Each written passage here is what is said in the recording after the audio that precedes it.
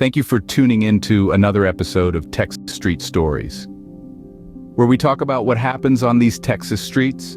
Today's episode, we will be talking about a drug deal gone bad between rival organizations. John Anthony Sands was convicted of 3 counts of capital murder and sentenced to 3 concurrent terms of life imprisonment. John Anthony Sands and his brother Eric Sands were members of a gang called the HPL, or Hermanos Pistoleros Latinos. Adrian Torres, one of the victims, was a member of a gang called the Mexican Mafia. Sands' wife Priscilla and Adrian were childhood friends. Although Sands and Adrian were members of rival gangs, they remained friendly because of personal ties. On Thursday, September 14, 2000, Adrian fronted Sands 2 ounces of cocaine. The street value of the drugs were in the amount of $800. Deals like this happen all over the country, where 3 people can lose their life over a few $100s. Sands was supposed to sell the cocaine for Adrian, keeping a small profit for himself. This happens when criminals live for the day and not the future. Here was Sands blessed with an opportunity to establish a criminal relationship with a rival, instead of paying the $800, and continue to flourish with the new relationship. The drug addiction criminal will always choose the drugs over the money. That's when innocent people will lose their lives. On Friday morning, September 15th, Sands went to the HPL dope house with the intention of selling the cocaine. However, no one was at the house, so instead of selling the cocaine, Sands began using the cocaine himself, smoking it as crack. That same day, Adrian called Sands' home. Priscilla answered. Adrian told Priscilla that he was looking for Sands. Priscilla then went to the dope house and was angry when she saw Sands using Adrian's cocaine. Priscilla told Sands that Adrian was looking for him and asked Sands to come home. According to Sands, he was embarrassed that Priscilla saw him so messed up, so he pushed her and told her to go away. Priscilla was at home when Adrian arrived looking for his drugs. Adrian looked for his drugs in Sands' usual hiding place to no avail.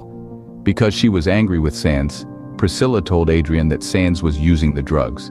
Hearing this information, Adrian became angry. On Saturday, September 16th, Priscilla and Sands checked into a motel so that they could avoid Adrian. Priscilla had left their children with her mother. She and Sands then began using Adrian's cocaine. Adrian called Sands' home several times.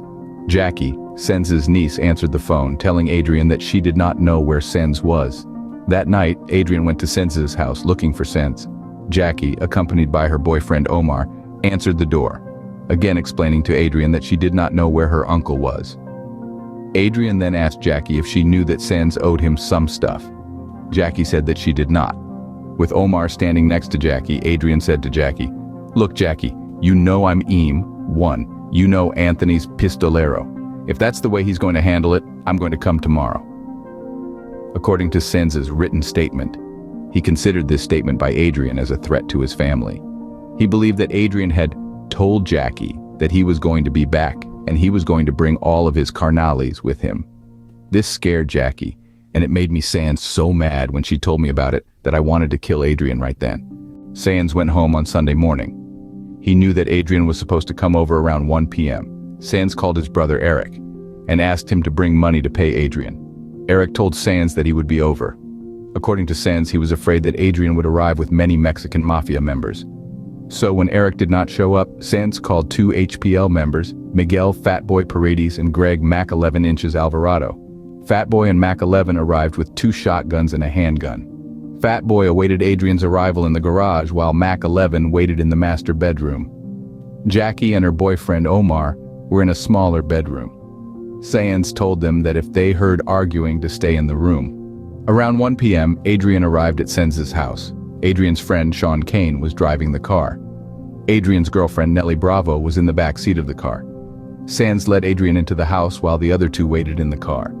Adrian demanded all of his drugs. Sands explained that he did not have all of the drugs, but that Eric would be coming over with the money.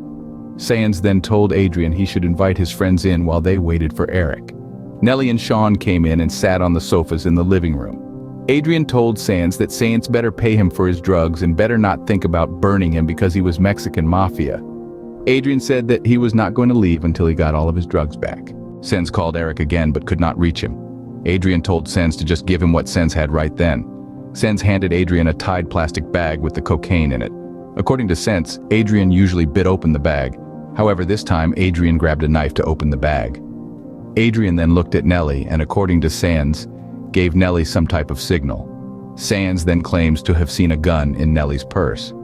On the pretext of getting a syringe for Adrian, Sands quickly went into the garage where Fat Boy was waiting. He grabbed a shotgun, came back into the kitchen where Adrian was sitting at the kitchen table, and shot Adrian in the neck. Fat Boy and Mac 11 came out of their hiding spaces and shot Sean and Nellie.